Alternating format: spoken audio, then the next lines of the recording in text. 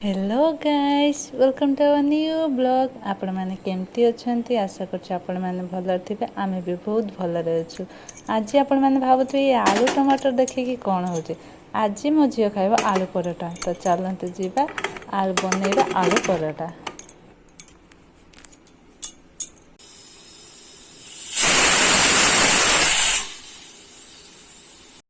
एठी आलू रेडी हो जाइए सीझी जाइए। तो गैस रे मु कढ़ई बसई देछि। प्याज तो काटिक रख देछि।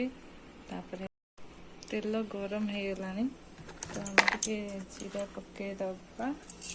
मत सब जीरा पकड़ा भल लगे तो हेल्थ टाइम भी जीराटा बहुत भल।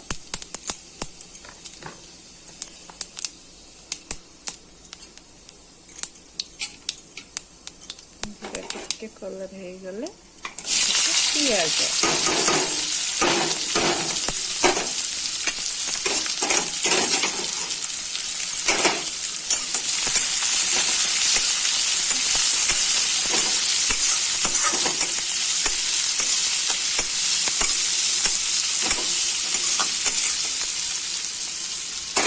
टिके लुण पकईदबा। टिके लुण मैंने सीधे आम लुण पकई तो से दरकार लंका कम पकड़ी कहीं मो झील छोट तो से खाई पारे काटे तो से लंका कम पकईबे बहुत कम लंका पकई दे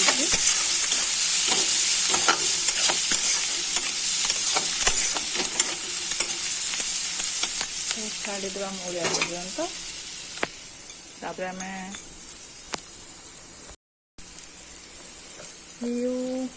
भितर आम टिके धनिया गुंड पकेबा सब अल्प अल्प ना ये जीरा गुंडा यहाँ जीरा गुंड धनिया गुंड टिके पकेबा।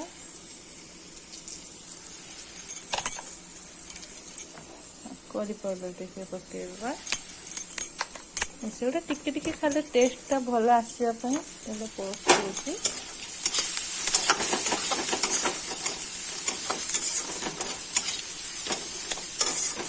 आधार रसुण छोट छोट काटिकी देले भल लगे।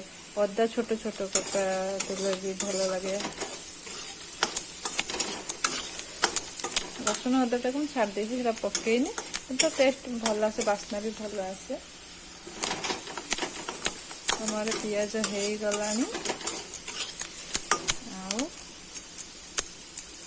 आम टिके दबा गरम मसला जस्ट टिके दबा गरम मसला।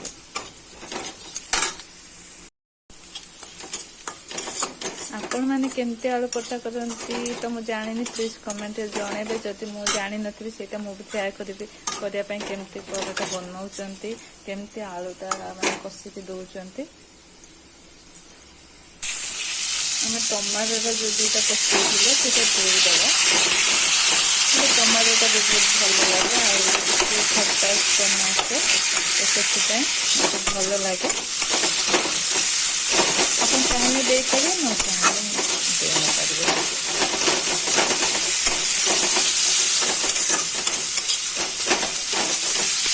ताको केते समय एमती करके आम आलू को सब पकई भल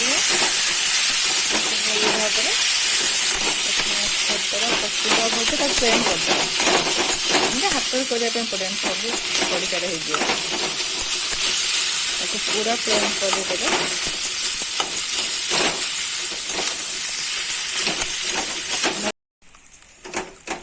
फाइनल आलू हो गला जमी आलू परोटा हवा कथा तो सेमती हो गला। हमर अटा दला हो गला परोटा करने अटा रेडी। आपण भावुथे ये कि परोटा ये तो बनई शिखिनी मु कौन कर जो पूर वाला करके माने एमती गोल करके भितर आलू पूरेकी पुणी प्लेन करके बेलती रुटी भाया। तो मुझे करनी मु रुटी दे देती आलू दे पुणी गोटे रुटी दे देती तो मତେ ଭଲ ଲାଗେ ସେଇଟା, ମାନେ ଆଳୁଟା ତା ଭିତରେ ରୁହେ, ଖାଇଲା ବେଳେ ପୁରା ଜଣା ପଡ଼େ ହଁ ଆଳୁଟା ଖାଉଛି ବୋଲେ, ଆଳୁ ଆଉ ପରଟା। ତ ମୋତେ ସେଇଟା ଭଲ ଲାଗେ, ସେଇଥିପାଇଁ ମୁଁ ଏମିତି କଲି। ଆଉ ଗୋଟେ କରିଛି ମାନେ ସାଇଡ଼ରେ ଭିତରେ ଦେଇ ଦେଇକି ଏମିତି ଫୋଲ୍ଡ କରିଦେଇଛି। ତ ମୁଁ ବେଲଣା ଚକି କାଠିରେ କରିନି, ବିକଜ ପିଆଜ ହେଇଯିବ ବୋଲି ଆଜି ସବୁ ଧୁଆ ହେଇଥିଲା। ତ ସେଥିପାଇଁ ମୁଁ ତାକୁ ଆଗେ ରୁଟି ବେଲି ଦେଇକି ତାପରେ ସବୁ ଥାଳିର କାଢ଼ିକି କରିଦେଇଛି। ଆଉ ମୋ ଝିଅ ପାଇଁ ମୁଁ ସନ୍ଧ୍ୟାବେଳେ ଗୋଟେ କରିଦେଇଥିଲି, ତ ତାୱା ବି ପୋଡ଼ିଯାଇଛି ଦେଖିପାରୁଥିବେ। ମୁଁ ସନ୍ଧ୍ୟାବେଳେ ତା ପାଇଁ କରିଦେଇଥିଲି, ବଟ୍ ସେ ଖାଇଲାନି, ମାନେ ଟମାଟୋ କେଚପ୍ ଖାଇଦେଲା କିନ୍ତୁ ପରଟା ଟିକେ ଖାଇଲା, ଖାଇଲାନି, ପୁଣି ତାକୁ ଗୁଣ୍ଡ କରିଲି। ଆଉ ଏଇଟା ମୁଁ ତାକୁ ରୁଟି ମାନେ ଏମିତି ଗୋଟେ ରୁଟିକି ଫୋଲ୍ଡ କରିକି ତା ଭିତରେ ଦେଇକି ଫୋଲ୍ଡ କରିଦେଇଛି ଆଳୁ ଦେଇ ଦେଇକି।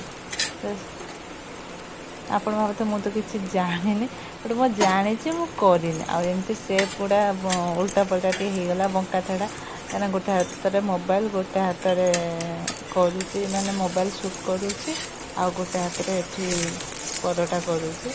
ତ ସେଥିପାଇଁ ଏମିତି ହେଇଯାଇଛି। ବଙ୍କା ହଉ ତେଢ଼ା ହଉ ଯାହା ହଉ, ମୋର ପରଟା, ଆଳୁ ପରଟା ତ ହେଇଗଲା। ମାନେ ଖାଇବାର ଇଚ୍ଛା ଥିଲା, ମୁଁ ଖାଇଦେଲି। ମୋ ଝିଅ ଖାଉ ନ ଖାଉ ମୁଁ ଖାଇଦେଲି, ମୋ ଝିଅ ନାଁ କହିକି। ଆଉ ମୋର ଯଦି କିଛି ଭୁଲ ରହିଯାଇଥାଏ ଆପଣମାନେ କ୍ଷମା କରିଦେବେ। ମାନେ କହିବେ କିଛି ଜାଣିନି, ଭିଡ଼ିଓ ଖାଲି ପକାଇ ଦେଉଛି। ତ ଇଚ୍ଛା ହେଲା, ମୁଁ ଭିଡ଼ିଓ ପକାଇ ନଥିଲି କେତେ ଦିନ ହେଲାଣି। ତ ମୁଁ ସେଥିପାଇଁ ଝିଅ ବର୍ଥଡ଼େରେ ବି ଭଲସେ ପକାଇ ପାରିଲିନି, ତା ପରଦିନ ସୁଟ୍ କରିକି ପକାଇଲି। ତ ସେଥିପାଇଁ ମନ ହେଲା ଆଜି ଗୋଟେ ବନେଇବି ଆଳୁ ପରଟା। ତ ବନେଇଲି ଆଉ ଭିଡ଼ିଓଟା ପକାଇଲି। ତ ଯାହା ବି ଭୁଲ ହେଇଯାଇଥିବ କ୍ଷମା କରିଦେବେ। ଆଉ ହେଇଗଲା ମୋର, ମୁଁ ତ ଖାଇଦେଲି, ମନର ଇଚ୍ଛାଟା ପୁରା ହେଇଗଲା। ଆଉ ଭିଡ଼ିଓଟି ଯଦି ଭଲ ଲାଗିଥାଏ ତ ଲାଇକ୍, ସେୟାର, ସବସ୍କ୍ରାଇବ୍ କରିବାକୁ ଜମା ବି ଭୁଲିବେନି। ଆଉ ମୋଠୁ ବି ବହୁତ ବଡ଼ ବଡ଼ ରୋଷେଇଆ ଅଛନ୍ତି, ଯିଏକି ୟୁଟ୍ୟୁବରେ ବହୁତ ଫେମସ୍ ଅଛନ୍ତି। ମୁଁ ତ ତାଙ୍କ ପାଖରେ କିଛି ନୁହେଁ, ବଟ୍ ମୋର ଗୋଟେ ମନର ଇଚ୍ଛା ଯେ କି ମୋ ଭିଡ଼ିଓ ଗୋଟେ ଏମିତି ଛାଡ଼ିବି, ମୋତେ ଭଲ ଲାଗିବ।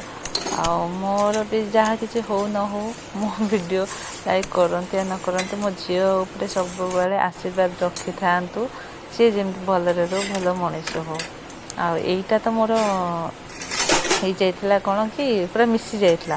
ତ ତାକୁ ମୁଁ ହାତରେ ସେଭ୍ କରିକି, ଆଳୁ ଆଉ ପରଟା ପୁରା ମିଶି ଯାଇଥିଲା, ତାକୁ ତେଲ ଦେଇକି ହାତରେ ସେଭ୍ କରିକି ଏଇଟା ବନେଇଛି। ଆଉ ଆପଣଙ୍କୁ ଭିଡ଼ିଓ ଭଲ ଲାଗିପାରେ ନ ଲାଗିପାରେ ସେଇଟା ତ ମୁଁ ଜାଣିନି।